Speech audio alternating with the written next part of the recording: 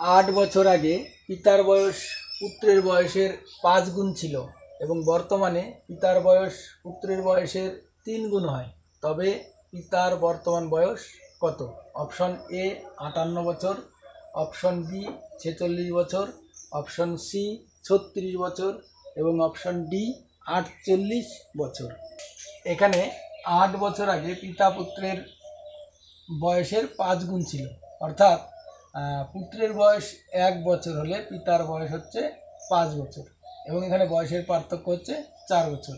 আবার বর্তমানে পিতার বয়স পুত্রের বয়সের 3 গুণ, অর্থাৎ পুত্রের বয়স 1 বছর হলে পিতার বয়স 3 বছর এবং এখানে বয়সের পার্থক্য হচ্ছে কত?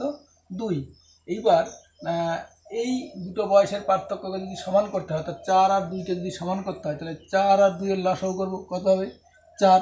তাহলে 4কে 4 বানাবো, অর্থাৎ কিছুই করবো না, এটাকে এইভাবে রেখে দেবো।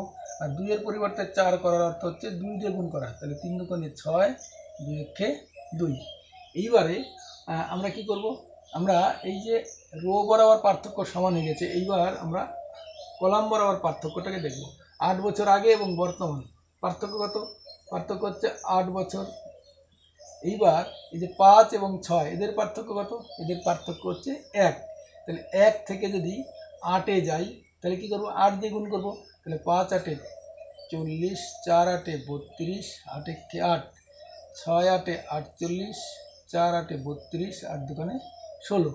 এই যে এখানে বয়সের পার্থক্য 8 বছর হয়ে গেছে, এখানে বয়সের পার্থক্য 8 বছর আছে। তাহলে আমরা বলতে পারি সারি বরাবর এবং স্তম্ভ বরাবর দুই দিকেই কিন্তু আমাদের বয়সের পার্থক্য সমান হয়ে গেছে।